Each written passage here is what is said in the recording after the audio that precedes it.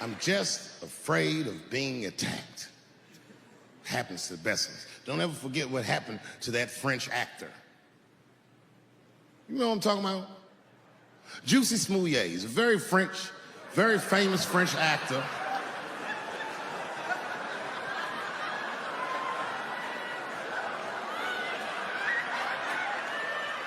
Y'all never heard of Juicy Smouillet? Juicy Smouillet is an actor from France.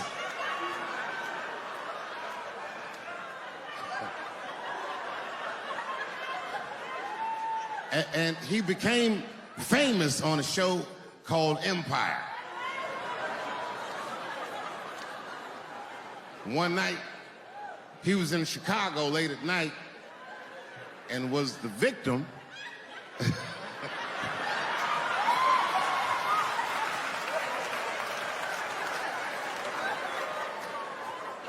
he was the victim of a racist and homophobic attack. You see, Juicy Smouillet is gay and he is black, not just French.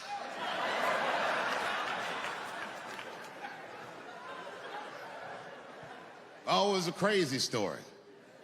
Apparently, when he was walking down the street late at night, two white men came out of the shadows with MAGA hats on and beat him up. Tied a rope around his neck, called him all kinds of niggas, and put some bleach on him and ran off into the night. This shit was like international news. And everybody was furious, especially in Hollywood. It's all over everybody's Twitter feed and Instagram page. Justice for Juicy and all this shit. The whole country was up in arms. It was talking about it all the time on the news. And for some reason, African Americans, we were like oddly quiet.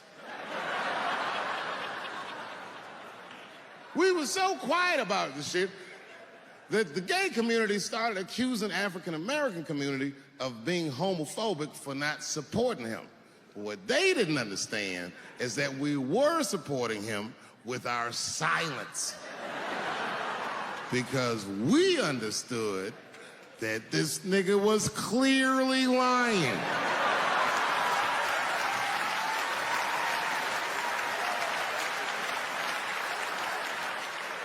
None of these details added up at all. He said he's walking down the street in Chicago and white dudes come up to him and say, "Hey man, aren't you that faggot nigger from Empire?" The fuck? Does that sound like how white people talk?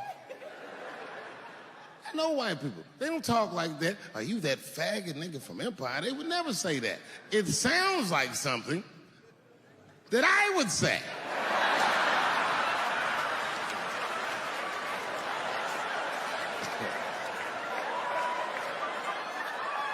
If you're racist and homophobic, you're not even gonna know who this nigga is. You can't watch Empire.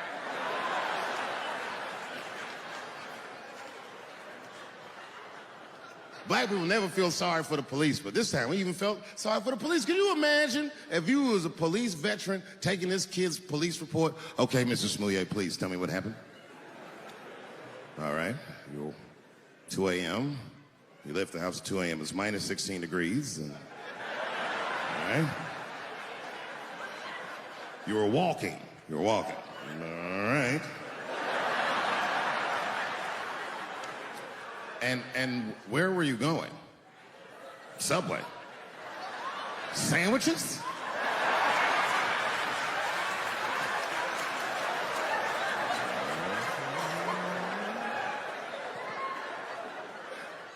That's when the men approached you? Did you see them? Do you have any? Okay, what do they have on? MAGA hats. MAGA hats on in Chicago. Excuse me one second, Mr. Smouillet. Frank, come here for a second. Find out where Kanye West was last night.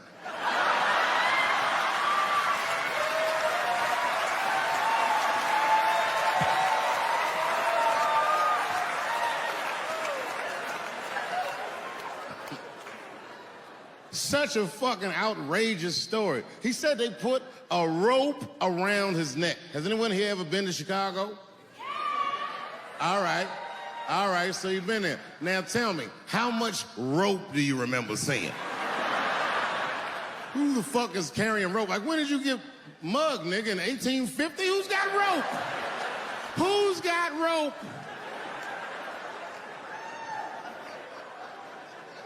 Man, that shit was awful. So, okay, I'm doing a show somewhere, and I'm on stage, and I was a little drunk, you know. And I figured, fuck it, let me talk about that nigga a little bit. I figured to be safe, because, you know, everybody's phones are locked up. And I went in on this kid. I was talking all kinds of shit. Now, I didn't know that there was a journalist in the audience. And unfortunately for me, that motherfucker took impeccable notes. He told everybody everything I said. He was even putting the jokes in the headline. The headline said, Dave Chappelle says he wants to smash a dollhouse over Juicy Smouye's head.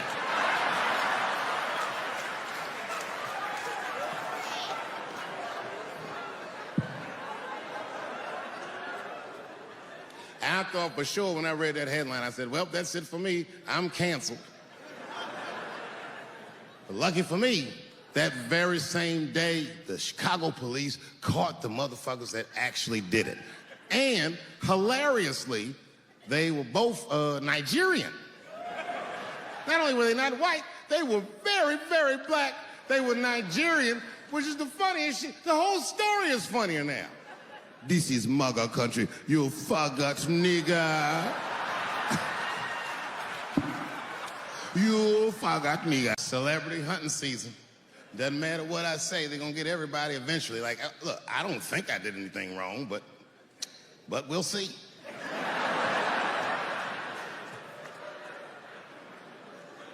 They even got poor Kevin Hart. Can you imagine such a thing? Kevin Hart, let me tell you something. It was Kevin Hart's dream to host the Oscars. That's what he told me. And I remember when he told me, because I was thinking to myself, well, that's an awfully strange dream for an African American. What kind of nigga dreams of hosting the Oscars? Kevin did, that's who. And he did it. Against all the odds, Kevin became the most famous comedian this world has ever seen, and he got the job that only one black man before him had had. He was gonna host the 80th Oscars. And I don't know what you know about Kevin, but I know Kevin Hart is damn near perfect. As close to perfect as anybody I've ever seen. In fact, Kevin is precisely 4 tweets shy of being perfect. 10 years ago, Kevin had made some very homophobic comments. And I'm not gonna repeat what he said, because this is Atlanta.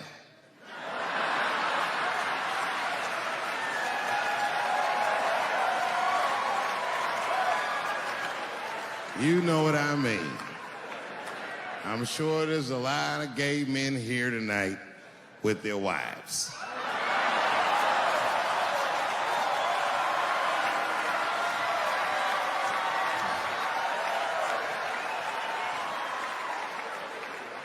Far be it from me to offend anybody. All right, I'll tell you what he said. But just remember, these were not my words. These were Kevin's words. And it was a long time ago. And I'm paraphrasing because I'm not good at telling other people's jokes. Okay, Kevin said that if his little son was demonstrating or exhibiting homosexual behavior around the house, that he'd chastise him. He'd say, hey, that's gay. And then he said he would smash a dollhouse over that child's head. Ooh, the gay community was furious. And I don't blame them. I got a lot of gay friends. And all of them, 100% of them, all have told me fucking horror stories about the shit they had to go through just to be themselves. Crazy, crazy stories. And in all those stories, I gotta say, not one of them has ever mentioned anything like their father smashing a fucking dollhouse over their head. Because clearly Kevin was joking. Think about it. You would have to buy this nigga a dollhouse to break it over his head in the first place. Does that sound right? Is anybody gonna do that?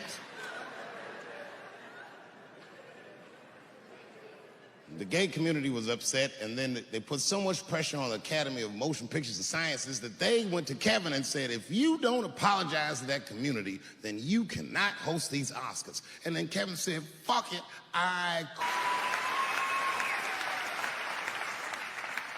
And then he went on every talk show in America and apologized for 6 weeks.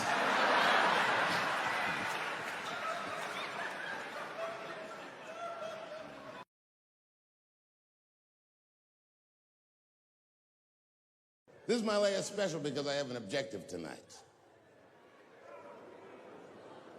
I came here tonight because this body of work that I've done on Netflix, I'm going to complete. All the questions you might have had about all these jokes I've said in the last few years, I hope to answer tonight. And I'd like to start by addressing the LGBTQ community directly.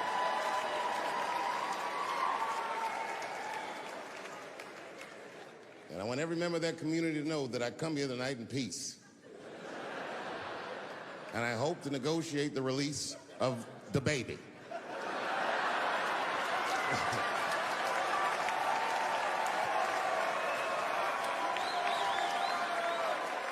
Sad, sad, sad story. The baby was the #1 streaming artist until about a couple weeks ago. He took a nasty spill on stage and said some wild stuff about the LGBTQ community during a concert in Florida. Now, you know I go hard in the paint, but even I saw that shit and was like, God damn, the baby. Ooh, he pushed the button, didn't he? He pushed the button, punched the LGBTQ community right in the AIDS. Can't do that. Can't do that. But I do believe, and I'll make this point later, that the kid made a very egregious mistake. I will acknowledge that. But, you know, a lot of the LGBTQ community doesn't know the baby's history. He's a wild guy. He once shot a nigga and killed him in Walmart. Oh, this is true. Google it. The baby shot and killed a nigga in Walmart in North Carolina. Nothing bad happened to his career.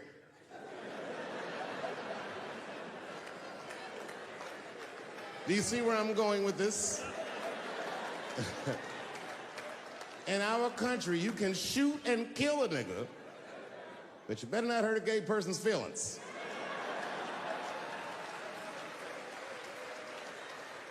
And this is precisely the disparity that I wish to discuss.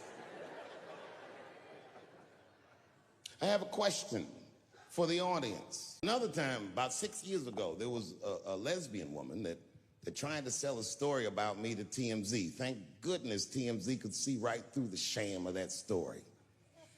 This woman claimed that I beat her up in a nightclub because she was a lesbian. That is fucking crazy. Bitch, I didn't even know you was a woman.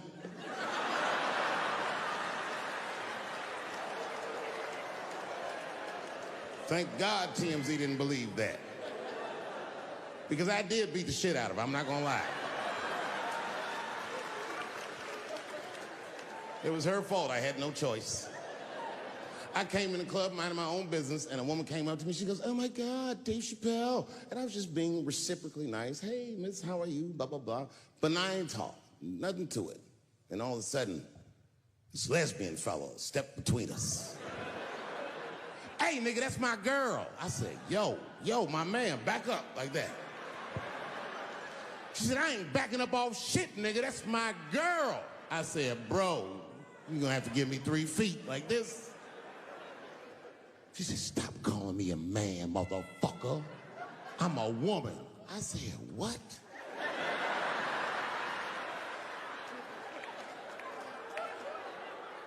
And then I looked deep in this nigga's cheekbones. I said, oh my God, you are a woman. It was too much for me to even wrap my mind around. But I tell you what, I unballed my fist immediately, and I softened my posture so that she would know she's in no danger. I even changed the tone of my voice. I said softly, sweetly, like a pimp might say. Bitch, I'm about to slap the shit out of you.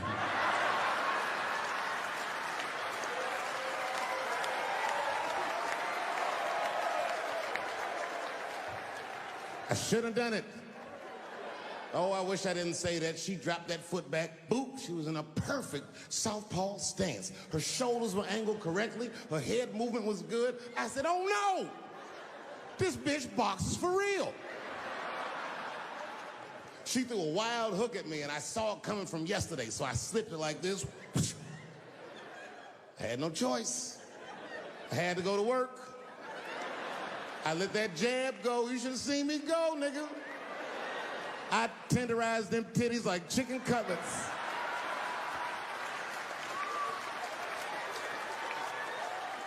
I whooped the toxic masculinity out of that bitch.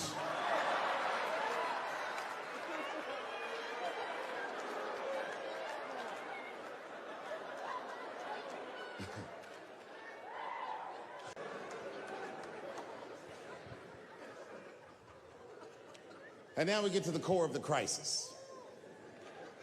What is a woman? What is that in this day and time? Is there even such thing as a woman or a man or anything? Seems to be a question nowadays. Now listen, women get mad at me. Gay people get mad at me. Lesbians get mad at me. But I'm gonna tell you right now, and this is true. These transgenders, these niggas want me dead. I've gone too far. I've said too much. And I gotta tell you, I'm very worried about it. I'm not even joking. Every time I come out on stage, I be scared.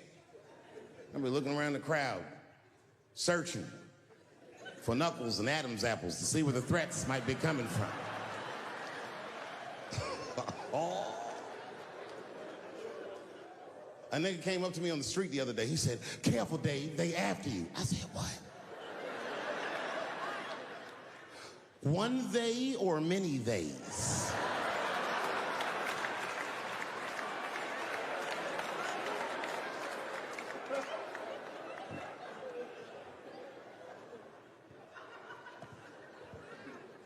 Before I even say anything about that community, you must know, and I hope you all feel the same way, I am not indifferent to the suffering of someone else. There's laws, the mean laws. In our country, North Carolina passed a law once that said a person in North Carolina must use the restroom that corresponds with the gender they were assigned on their birth certificate. No. No, that's not a good law. That's a mean law. No American should have to present a birth certificate to take a shit at Walmart in Greensboro, North Carolina, where the baby shot and killed a motherfucker.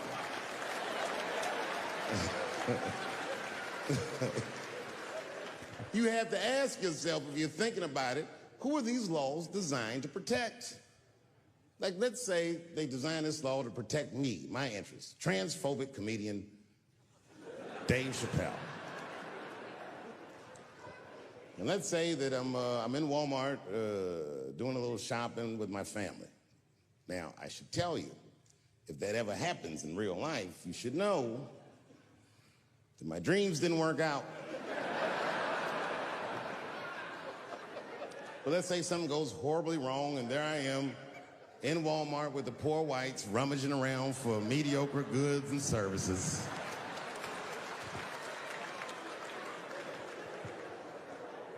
And then I gotta go to the restroom.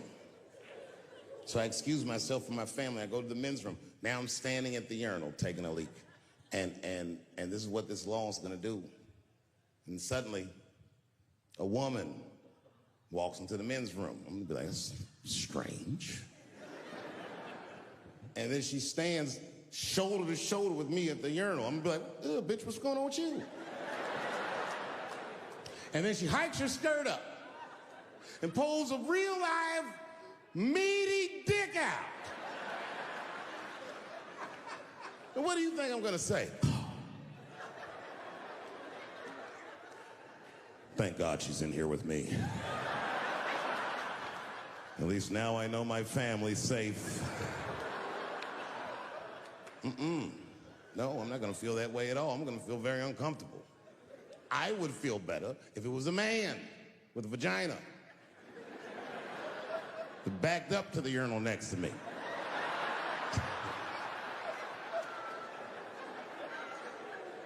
I wouldn't even think about that. I'd just be like, that's funny. This guy is peeing out of his butt for some reason. Oh my God, he must be a veteran. Thank you for your service. A higher standard of accountability than these women are. Don't forget who I am. Don't forget what I am. I am a black dude. And don't ever forget how I got here. My ancestors were kidnapped. I don't even know where the fuck I'm from. They were put on the bottom of boats. They sailed them across the Atlantic. Many of them died. Only the strongest survived. And once they got here, they beat the humanity out of my people. They turned us into beasts of burdens. They made us do their work. And the irony is, hundreds of years later, they called us lazy. We fought in the Civil War. We damn near freed ourselves. Then in Reconstruction, black people did great. My great-grandfather was a very wealthy man. But then the black codes came, Jim Crow came, and it was 100 years of unspeakable oppression again. Lynchings, all kinds of terroristic acts to keep us in the margins of society. And yet we still fought. And Dr. King was born. And then things got better. 20 years after Dr. King was assassinated, Michael Jackson was moonwalking on television. Something. Barack Obama.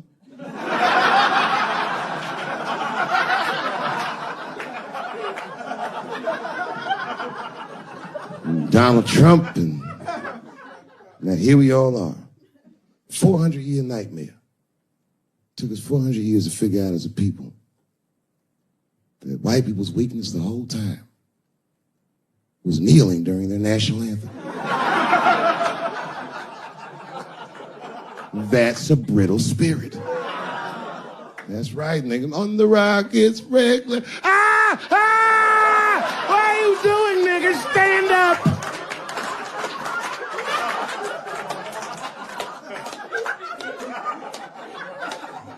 The Vice President of the United States got involved.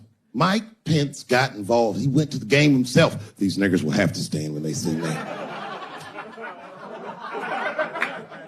And all them football players looked up in the stands and saw Mike Pence and said, Mike Pence, come on, y'all. Wu-Tang. Bow! Oh! Foiled. Brittle spirit.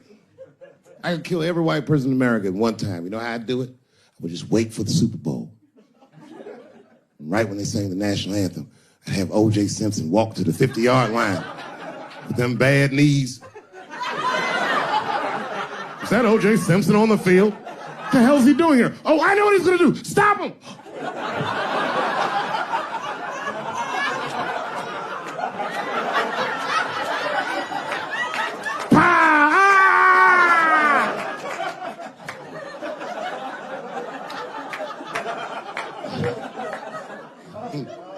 You gotta man the fuck up, y'all. I don't mean to be disrespectful, because, man, I know you're upset what I said, but you know, I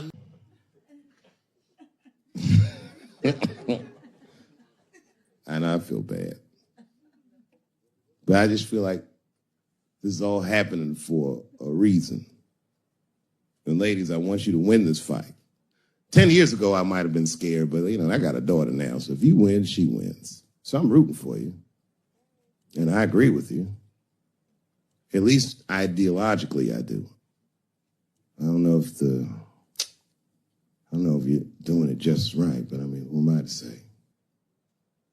I don't think you're wrong. I just think that you can't make a lasting peace this way. You got all the bad guys scared, and that's good. But the minute they're not scared anymore, it will get worse than it was before. Fear does not make lasting peace. Ask black people. And that's what it is.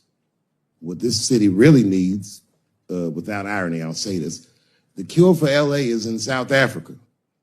You motherfuckers need truth and reconciliation with one another. Because the end of apartheid should have been a fucking bloodbath by any metric in human history, and it wasn't. And the only reason it wasn't is because Desmond Tutu and Mandela and all these guys figured out that if a system is corrupt, then the people who adhere to the system and are incentivized by that system are not criminals. They are victims. And that the system itself must be tried. But because of how systems work is so compartmentalized as far as information, the only way we can figure out what the system is if everybody says what they did. Tell them how you participated. Because men want to help, they're just scared. Because Ben Affleck tried to help. Hey, what happened to these ladies is disgusting. Oh, nigga, you grabbed a titty in 95. All right, fellas, I'm out. Fuck that, I ain't helping. I just want to help. I want to be a good guy. Like, I can't even say the word Me Too anymore. The nigga tonight was like, Dave, I'm going to the comedy club. I was like, I am also going to the comedy club.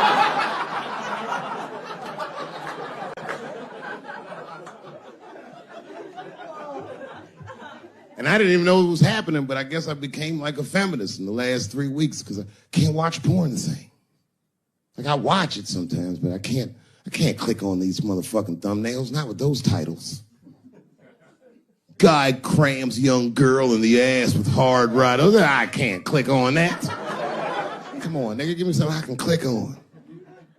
Dude gets sucked off by a midget. Little person, I say to myself.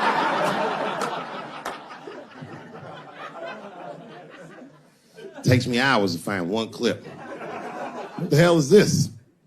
Marginally groomed feminist enjoys consensual sex with a vaguely homosexual guy with penis the same color as mine. Click.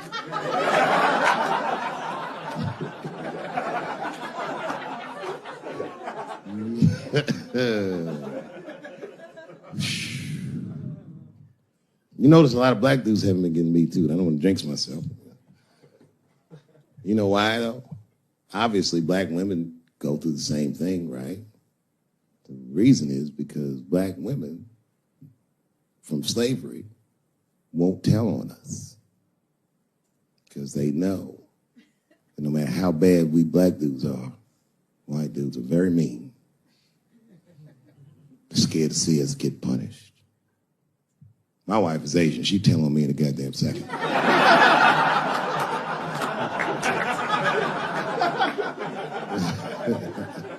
Ain't no fucking up in the Chappelle household. And the wildest shit about it is I live in Trump country. I live amongst the tiki torch whites, poor white people. And I'm rich. If it's ever pitchfork time, nigga, I'm in a lot of trouble. And nobody in my family believes me. I be trying to tell the kids, man, we gotta run these drills. They're like, we don't want to run your stupid drills. Too bad, son, you have to.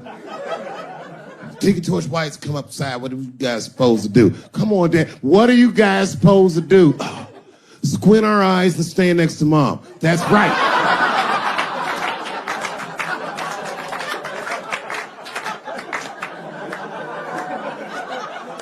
And what are you going to bring me? Your gun and your groundskeeper uniform. That's right.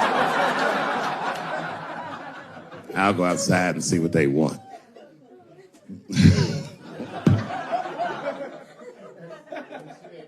It is wild, bro. Where you from, man? Where you from? New York. You from, what, Manhattan? Brooklyn. You are from Brooklyn, aren't you?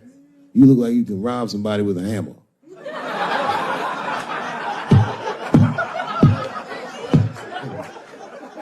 Brooklyn niggas rob you with shit they find around the house. I just got stabbed with a toothbrush. This nigga must be from Brooklyn. I'm fucking around. Yeah, man. Well, you ladies are right. To be honest with you, your lives look terrifying to me. They do, man. I know nothing about being a woman, but I know fear. Yo, I used to live in New York when I was 17. And I couldn't even pay my bills. You know what I did to make money? I used to do shows for drug dealers that wanted to clean their money up. One time I did a real good set, and these motherfuckers called me in the back room. They gave me $25,000 in cash. I was probably 18, 19 years old. I was scared. I thanked them profusely. I put that money in my backpack. I jumped on the subway and started heading towards Brooklyn at 1 o'clock in the morning. Never been that terrified in my life. Because I never in my life had something that somebody else would want. I thought to myself, Jesus Christ, if motherfuckers knew how much money I had in this backpack, they'd kill me for it. Then I thought, holy shit. What if I had a pussy on me all the time?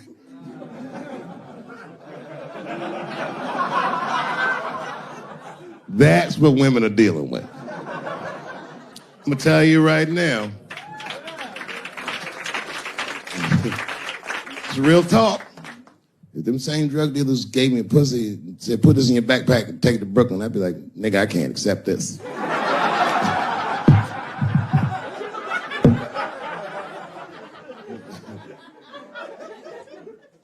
I empathize, man, you know. Everybody gets mad because I say these jokes. But you understand that this is the best time to say them. More now than ever. And I know there's some comedians in the back. Motherfucker, you have a responsibility to speak recklessly. Otherwise, my kids may never know what reckless